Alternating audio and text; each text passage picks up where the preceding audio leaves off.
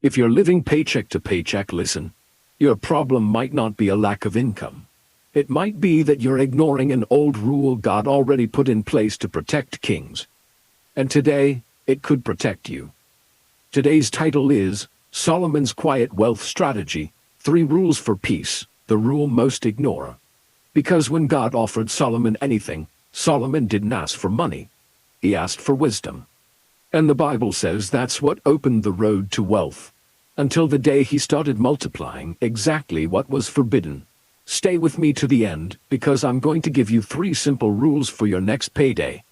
And I'm going to show you the rule almost everyone ignores, until they become trapped by payments, interest, and shame. You don't lack peace because you lack faith. You lack peace because your money lives in putting out fires mode. And the cruel detail is that this happens to good people. People who work, who believe, who try to do the right thing.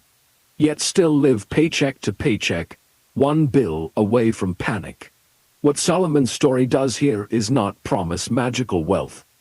It does something more useful. It shows that God doesn't start by handing you gold.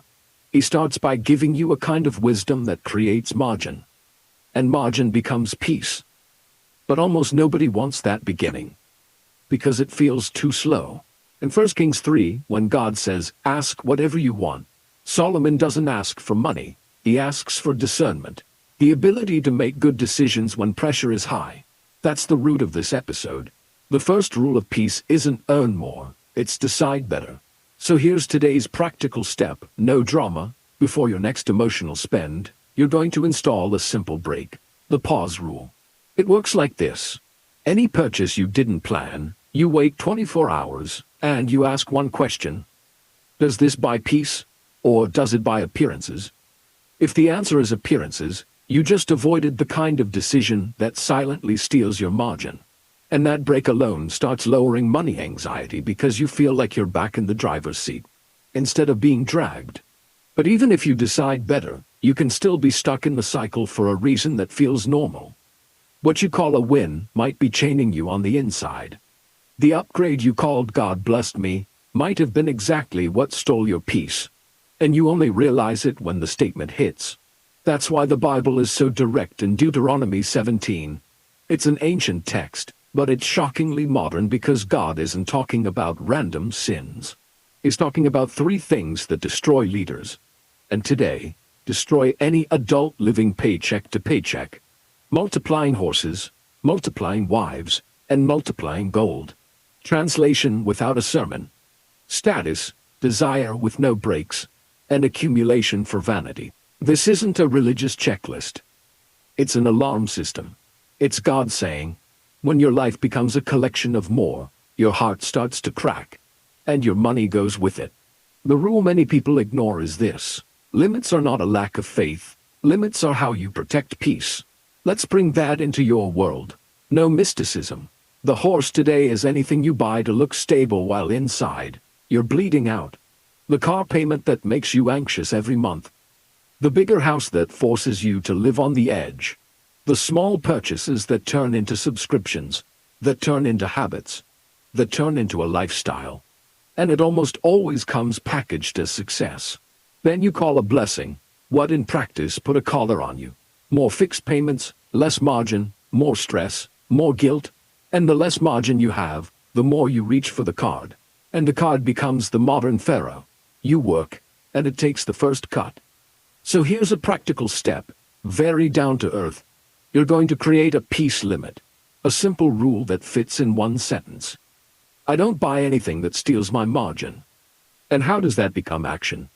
You take your biggest fixed payment that's squeezing you, car, subscription, installment, anything, and set a concrete goal. Reduce one bill by an amount you can measure. It doesn't have to be huge. You pick a cut that frees up breathing room, even if it's $50 a month. That margin is what will support the next part. Now let's put the visible repair on the table, because peace without a number becomes poetry. And poetry doesn't pay fees. Picture a credit card cut in half, and you repair the 2 pieces with very visible tape. That's the symbol of this episode. It's not about never using credit again. It's about stopping credit from being your oxygen. And today's number is $300. Not 5,000. Not 6 months of an emergency fund that only makes you feel guilty. A small shock absorber that keeps you from falling into the most expensive hole in the system. Panic spending and automatic interest. The logic is simple. When you have no margin, every surprise becomes an emergency. And when everything is an emergency, you become a hostage to the card. Then the snowball starts. High interest debt, money bleeding out in interest, and that feeling of, I can't get ahead. What $300 does is break that cycle at its weakest point. The exact moment you normally say, I'll deal with it later, and swipe the credit card. It's the buffer that buys you time to decide like Solomon, with discernment. Instead of deciding like someone cornered, practical step, shepherd's ledger style. You're going to set this up as a separate account, even if it's a digital envelope. Name it. Panic buffer, 300. What goes in there? On your next payday you send a small amount. Automatic, without thinking. $20, $30, $50. The point isn't speed. The point is inevitability. That's automate your money in the humblest, most effective way. And when that buffer is full, you have a rule. It can only be used to prevent the card, a repair, medicine, gas, food when the month breaks. Anything that would normally shove you into credit. That buffer doesn't make you rich. It gives back what stress stole. Control. And here's a simple truth that's almost annoying. The quiet strategy doesn't look like a secret. It looks like administration. In 1 Kings 4, the Bible isn't singing victory songs. It describes structure, provision, organization, stability. It's the kind of thing nobody puts in a thumbnail because it doesn't feel like adrenaline. But that's exactly what creates peace. When your money stops depending on your mood and starts depending on a system. And without a system, you go back to the card. So let's translate 1 Kings 4 into your payday, without jargon and without a spreadsheet that makes you sick. You're going to use 3 places for your money to land, each with a clear job. 1 for fixed bills, what keeps your house standing. 1 for the panic buffer, the $300. And 1 for build, dead or future, depending on where you are. You don't have to call it a bucket if you hate that word. Think of it as 3 automatic doors. On payday, money comes in and it separates itself. That's a budgeting system that works even when you're tired, irritated, or tempted to treat yourself, because the week was horrible. From here on, what knocks most people down isn't a lack of intention, it's the empire of fixed payments. In 1 Kings 5 and 1 Kings 9, the Bible talks about big projects, heavy logistics, forced labor, and a machine that has to be fed all the time. The story isn't only, Solomon got rich because he was wise. The story also says, when you build something big, you can start justifying anything to keep it standing. And that's exactly the modern paycheck-to-paycheck danger. You build a mini-empire of fixed payments, call it adult life, and then you work just to keep the castle standing. The more fixed payments you stack up, the less margin you have. The less margin you have, the more you reach for the card. The more you use the card, the more interest you pay. And the more interest you pay, the more shame and money guilt you carry. Then you don't realize your problem isn't a lack of income. It's that you became the manager of a system that drains you. And the system convinces you this is normal. That's why Deuteronomy 17 hits so hard. Do not multiply isn't moralizing. It's protection against becoming a slave to your own lifestyle. So do a 20-minute audit of your payments empire. Pull your statement and mark only 3 things. Every monthly fixed payment, every subscription, and every installment.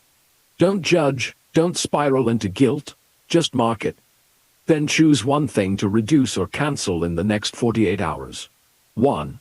The goal of that cut isn't saving a lot, it's buying margin. Because margin is the oxygen for the $300 panic buffer. Without margin, you'll always end up repairing the card with promises and sliding back into the same cycle.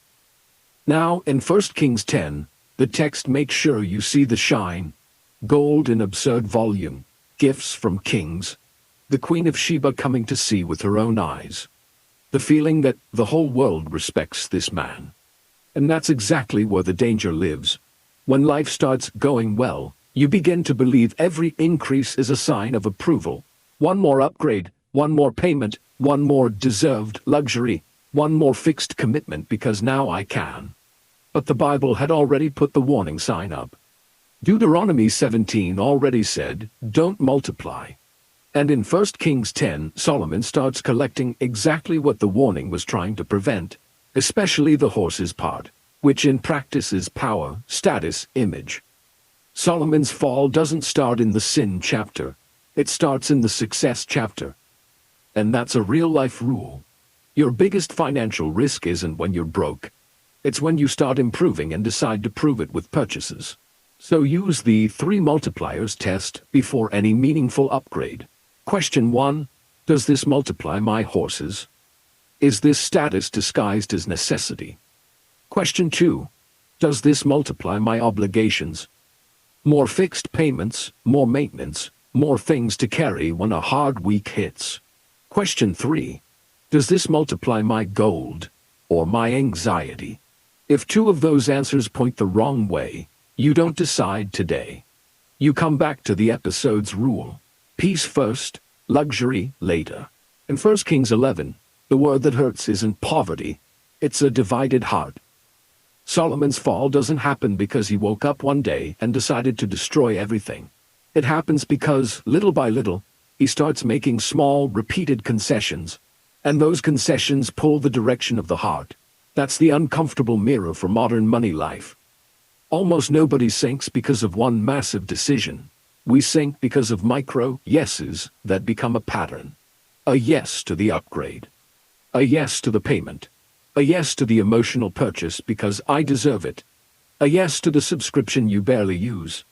And when you finally notice, you're back in the same place. Paycheck to paycheck, money shame, and a repaired card that somehow shows up whole again.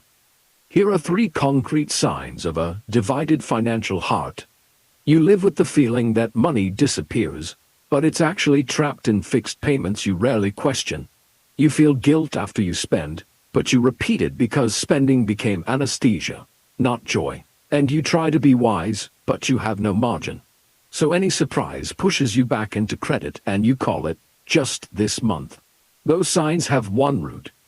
You're trying to build peace with money without protecting any limits. So here's a simple practical rule. If your panic buffer isn't full, you do not upgrade anything.